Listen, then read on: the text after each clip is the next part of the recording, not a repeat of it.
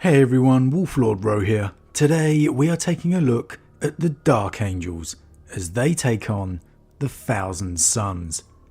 Now before we go any further, I just wanted to say a big thank you for the virtual gift voucher I have received. There was no name on there for me to thank, so a big thank you for whoever you are. I really appreciate the support. Thank you very much. For anyone that does send me virtual gift vouchers, always try and remember to put your name in the notes, just so I can thank you in person on the videos, if you want to of course. Now back to the story. The events we are discussing today are from the short story Enmity's Edge by Elliot Hamer. I hope I'm pronouncing that correctly. Now this is a free short story on the Warhammer community website as part of the upcoming next chapter of the Psychic Awakening campaign, where the Dark Angels and Grey Knights are taking on Magnus the Red.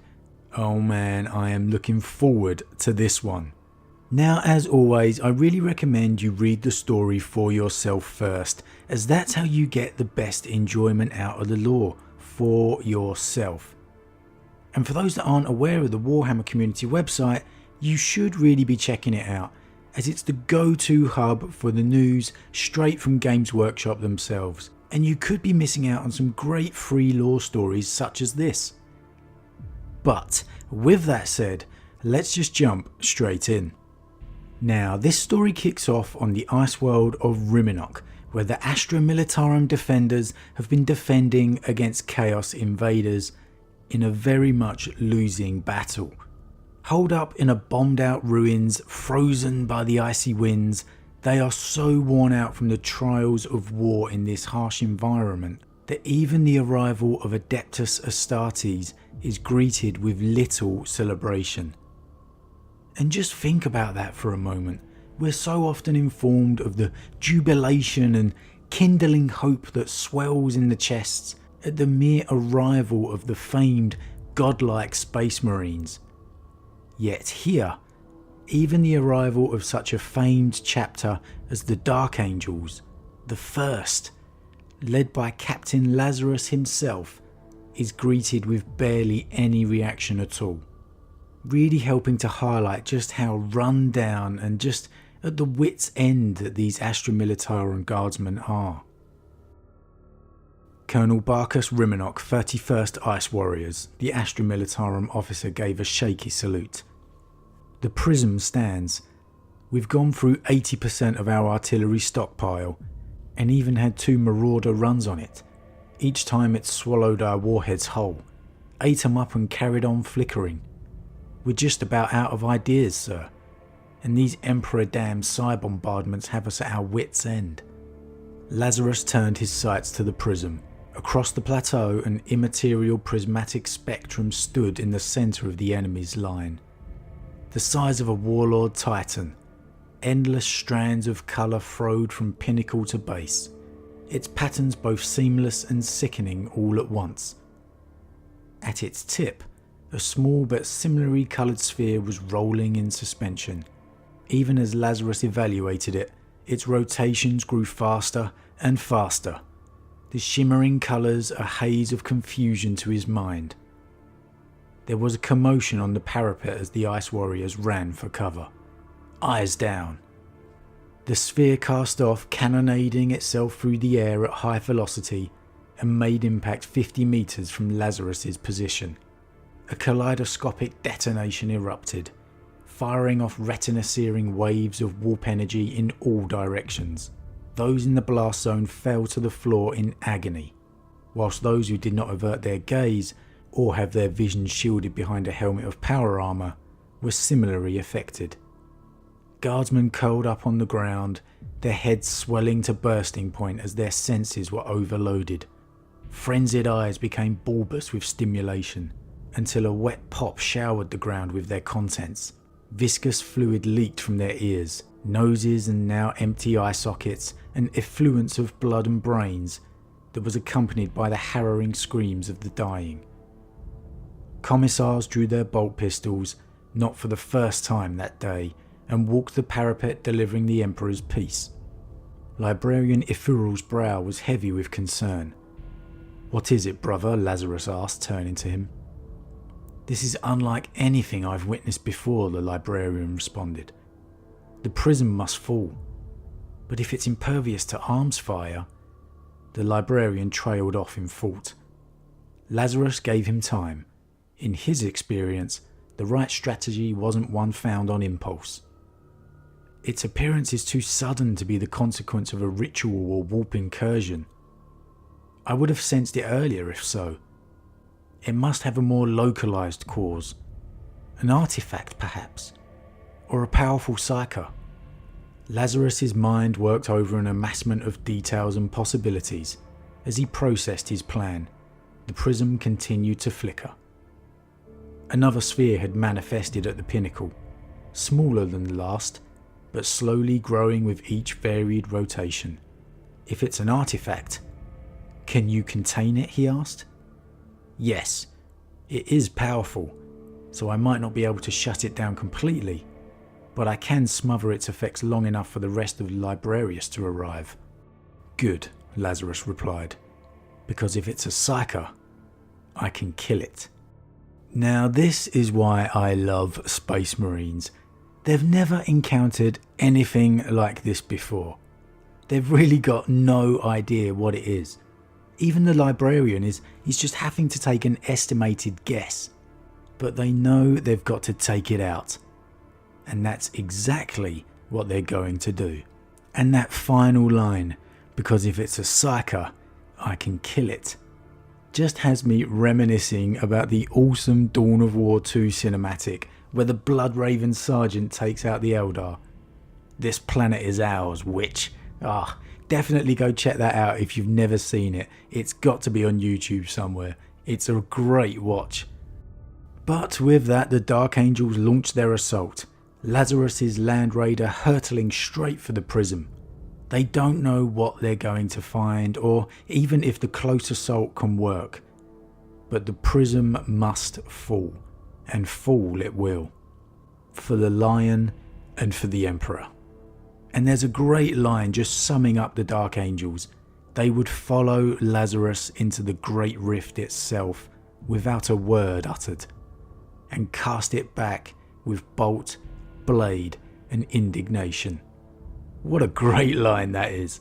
It doesn't matter what it is, the galaxy is torn asunder, unspeakable horrors spilling forth across the Imperium, but they're taking them all on with just a bolter and a blade.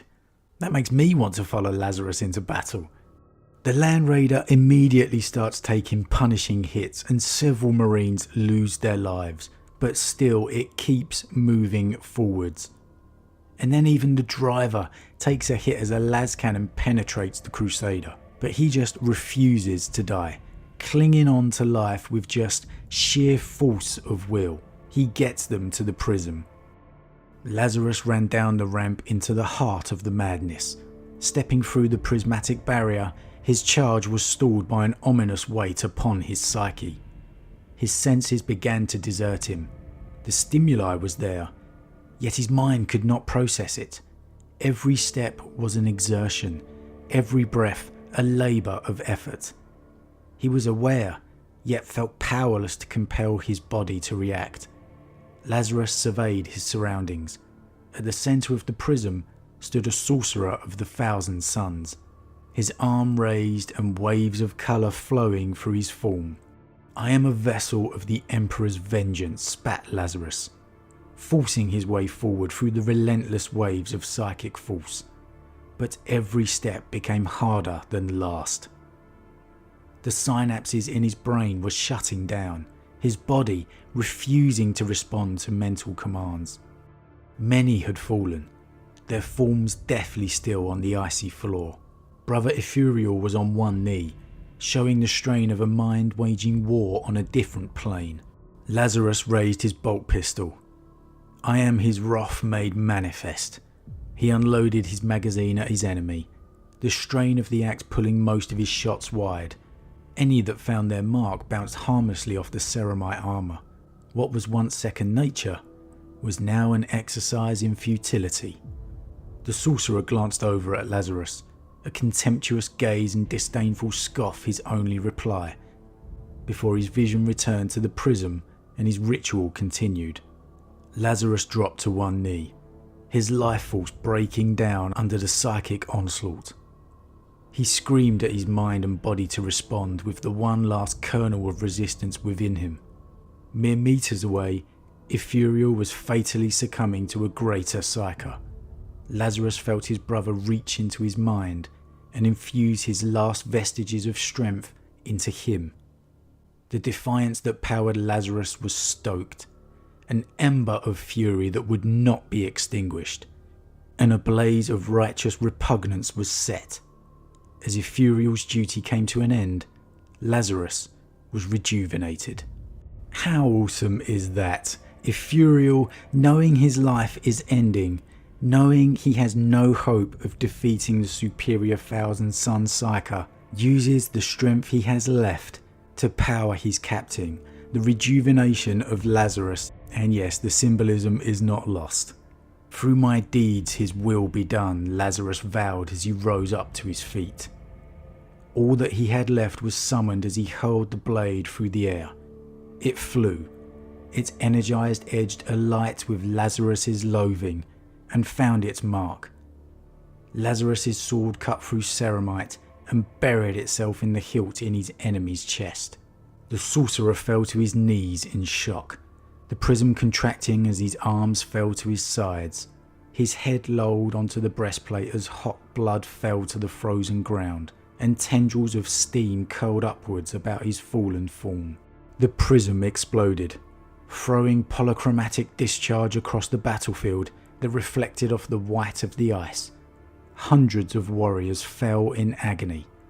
Lazarus was thrown back by the blast, and his world went black. And that is how Captain Lazarus died. His wounds too great that not even interment into a dreadnought would save him. No, the only choice was to face the Rubicon Primaris, and as such he was reborn, the first Dark Angel's Inner Circle member to cross the Rubicon. And this is a big step for any Space Marine chapter, especially a captain. But one as secretive and skeptical about the new Primaris Marines as the Dark Angels? It's massive. And so the story changes to the walls within the rock, where Chapter Master Azrael himself is standing before the Inner Circle, informing them all of the Grey Knight's warning of the return of Magnus. The Grey Knights have requested their aid, and the Dark Angels will heed their call, with Master Lazarus leading the assault. But then, Azrael continues. The Grand Master turned to an archway, the burning candles at its base casting a lengthy shadow across the sanctum. He inspected the damaged stonework, seemingly weighing up his next words carefully. Our deepest sanctuaries have been breached, and our secrets have been pilfered. What we have guarded so closely for thousands of years is abroad, snatched from these very halls by the great enemy. The truths learnt by those vile abominations are being woven into a tapestry of heinous lies. Even the sons of Titan themselves could have gleaned truths from our dark history. Wide eyes stared at Azrael. They were all members of the Inner Circle, but such candid words from their Grand Master had struck a chord. Azrael turned to face them once again, passion coming to the fore. As our friends and enemies encircle us, we look upon fellow Dark Angels with distrust. Broken and bleeding, we reject those who have made oaths to our chapter, some of whom are true sons of Caliban. Even amongst this most trusted gathering, a master of our own stands as a Primaris, his deeds enough to earn a place within this circle. Yet we still treat Primaris with inherent suspicion. Eyes danced over Lazarus this time. He knew of the hushed conversations in the alcoves of the rock, of the mistrust that even the members of this gathering held. He was now an undeniable example of the fallacy of that notion. No longer shall we be on the defensive, allowing our enemies to maneuver around us. No longer shall we be idle on our hunt, oblivious to what secrets run free. We shall strike out, hunt with scent or no, and remind our enemies why we are the first. Kindle the fire that burns within you, nurture it into a searing fury, and bring down retribution upon Magnus and his sorceress legions for the destitution they have brought upon our chapter. Lazarus was returning to Stygius, the very theatre that now defined him. He gripped the hilt of his sword. They had recovered it with him, its crackling edge pure and free from the warp taint that had infected all else that day. He had renamed the blade Enmity's Edge, and with it, the Dark Angels would have their vengeance. Oh yeah, if that doesn't get you amped up, I don't know what will. Magnus, the Grey Knights, and the Sons of the Lion are coming for you. By the Emperor, how much would I love the Lion to return and take on his brother? I know, it's not going to happen, but still, a man can dream, right? It's clear Azrael is referring to a certain Luther there in his remarks, the darkest secret of the Dark Angels once more abroad in the galaxy. It's only a matter of time until he emerges once more into the fray. And then, of course, we see Azrael coming to terms with the Primaris Brethren, loyal sons of the Lion, incorrectly shunned by the original Marines. The blood of the Lion courses through their veins, and they have proven their loyalty countless times. If the Dark Angels remain divided, they will fall. To survive, they need to be unified. The Primaris are the future, as we know. I really hope we get an Azrael upgrade soon, as his model is in major need of an update. And on that note, I really wish all the first founding chapter masters got new models. It's really about time. Some of them have been around since I was a kid. But as always, what did you guys think of it? Are you looking forward to what's going to happen next? Do you like the Dark Angels coming to terms and accepting the Primaris Brethren? Or did you enjoy the fact that they resented them? They were a little over the top in the previous novel in my personal opinion, so I do think it's a step in the right direction. Hopefully they won't come across as such comic book villains in the future. But as always, drop your thoughts in the comments below. I love to read them. A huge thank you to all of my subscribers. Your support really means a lot to me. It truly does. And if you're new, then please consider subscribing to help the channel grow. If you enjoyed this particular vid, then why not drop a like on it too. But with that said, I'm off, and I'll see you all again real soon.